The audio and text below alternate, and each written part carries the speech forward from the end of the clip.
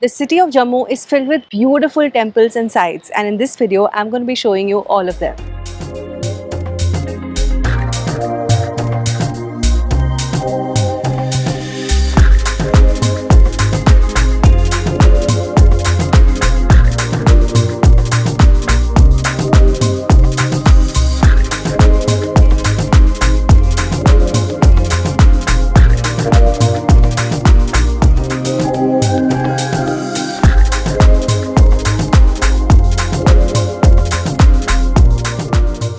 And welcome to Sugar Spice Nice. My name is Shweta, and in this video I'm taking you with me to spend a day in Jammu. I left my hotel at about 8:39 in the morning, and the first place that I'm heading to is for a good breakfast. It's called Pahalwan's, and I saw on Google that it has some 10,000 reviews, so I thought of coming here and seeing what the fuss is all about. So let's go inside and get a smashing Punjabi breakfast.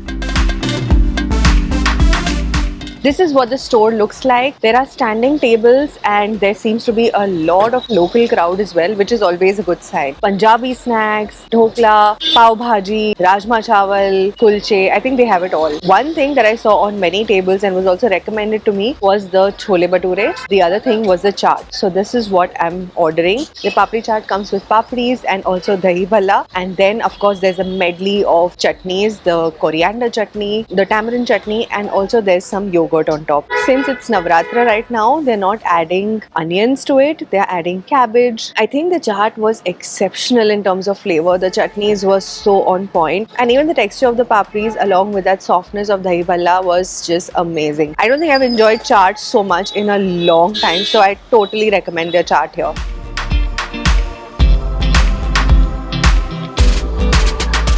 This is what their plate of Chole Bhature looks like. The Bhature are a decent size. I mean, you don't get overwhelmed looking at them. They're definitely something that one can finish. And this is Chole. This is aloo, and then there's pickle and salad on the side. For salad also, they haven't given onion. They've given radish instead. The chola has a very peculiar flavor of clove, and it's a very, very overpowering flavor. In fact, you can't feel the other masalas as much as you can feel the clove, and also probably a little bit of badi elaichi. The star in this whole plate is actually this aloo sabzi. Now this is dahi wale aloo, potatoes made in a little bit of a yogurt gravy. It's topped with methi, fenugreek leaves on top, and it is just such a good flavor. A little bit of that sourness from yogurt, but the flavor of methi with potato is just something that I absolutely love. Both of these together cost me 250 rupees. It's a very, very reasonably priced place.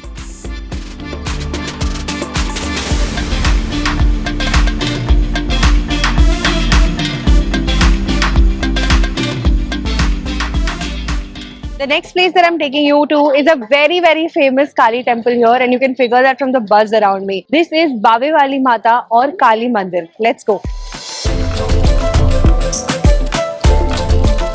As soon as you're approaching the temple, you'll see buzzing bazaars, and they're selling prasad that you can offer to the deity. A lot of jewelry, food stalls, mehndi application and cones. Apparently it's a thing here.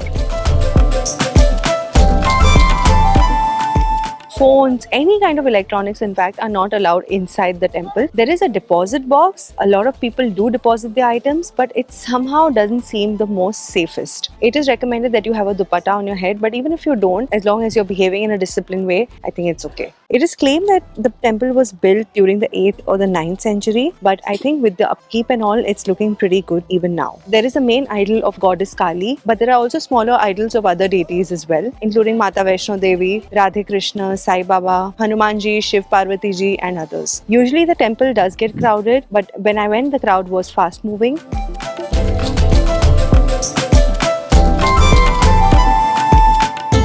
Monkeys are everywhere around the temple, so definitely be careful when it comes to showing and eating publicly your food and other items. I didn't quite stop at any of these markets apart from having some coconut water because it was a really, really hot afternoon. The coconut water was overpriced, 80 rupees per piece, but you gotta pay when you need it the most, right?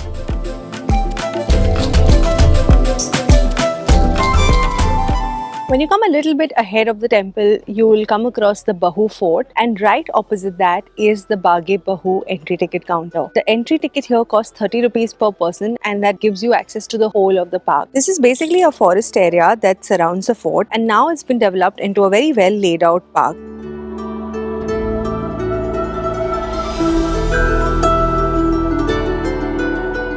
This is basically a huge garden. There are a few steps and then you get to see another viewpoint. Then again there are a few more steps and then you get to see a much better viewpoint.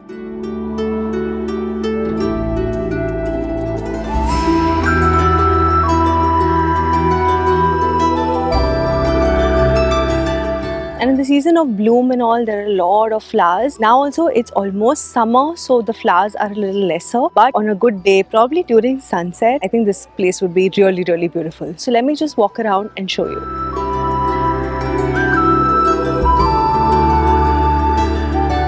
From different parts of this garden, you can get a good view of a part of the city, and it is very popular amongst visitors as well as locals.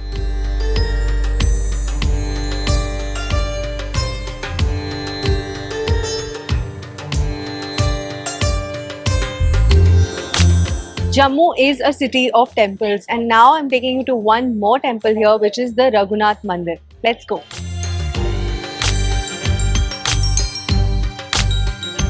I think Raghunath Ji temple is one of the most unique temples I've seen, not just in Jammu but throughout India. The number of shrines inside, the number of murtis, idols and so many different deities which earlier I've probably not seen in a temple form, but here they do have their own shrine. But the presiding deity is Ram, also known as Raghunath Ji. All the towers of the mandir have gold-plated spires, and it was constructed by the first Dogra ruler Maharaja Gulab Singh in the year 1835. Very distinct feature which is present throughout the temple is the stucco-style embellishments built with brick masonry, and I would say take the time out to go around throughout and enter the different shrines so that you get an idea of how unique this place is.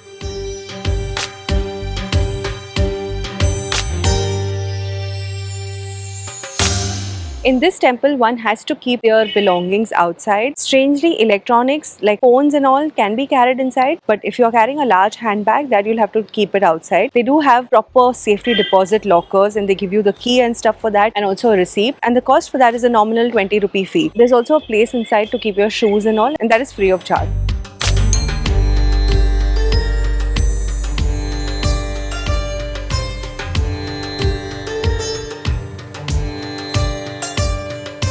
This temple is in a very buzzing part of the city, and right outside is the Raghunath Market, and this market is like a local spot because there are a lot of shops which are selling so many different items. So basic needs, home needs, kitchen needs, clothes, food places, they're all here around the market. In the evening, this gets really crowded and buzzing as well.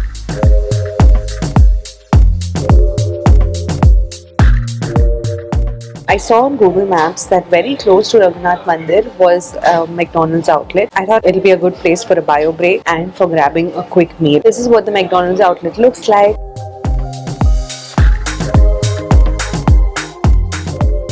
I enjoyed a burger and some fries and some coke, and this felt like a good break from the sun because honestly the sun right now is really harsh.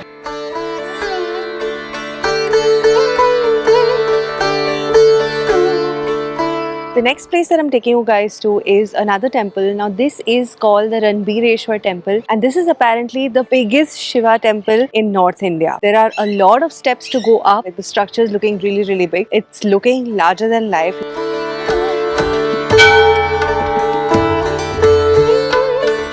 The temple has a central lingam measuring 8 feet in height, constructed out of black stone, and there are other smaller lingams all around. The murti of Shiv, Parvati and Ganesh is very different here, especially Shivji's murti, and the lingams inside, I think there are about 11, one big one and the other smaller ones, and it's just so nice and so peaceful. Right now the sun is kind of going down slightly, so I'm actually able to stand here and enjoy the positive vibes.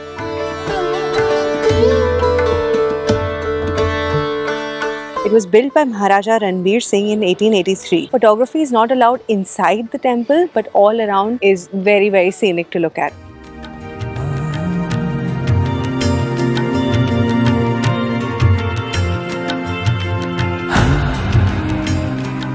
The next place that I'm taking you guys to is Amar Mahal Palace. Now this used to be a palace, but it's now converted to a museum, and from outside the structure looks gorgeous. It's like, you know, that old architecture, and it's just very, very beautiful. Even the lawns around are well maintained. There is an entry ticket of 100 rupees per person, and if you want a bigger palace tour like with some additional floors and stuff, then the entry ticket is 250 rupees per person. I've taken the 100 rupee entry ticket, and that gives you access to the ground level. In that, you are not allowed to take any videos inside, but you can take pictures. So I'm going to show you guys what a little bit of the inside of the palace looks and feels like.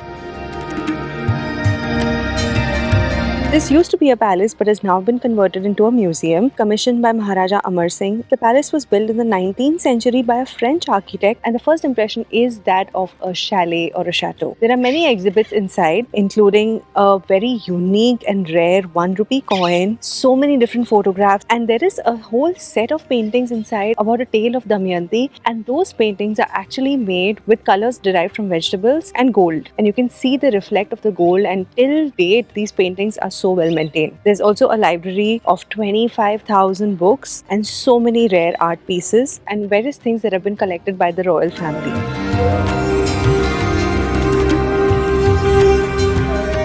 Amar Mahal is situated on the bank of Tawi River, but now the Tawi River is pretty much non-existent. As you can see, there's also a hotel right alongside called the Hari Nivas Palace Hotel.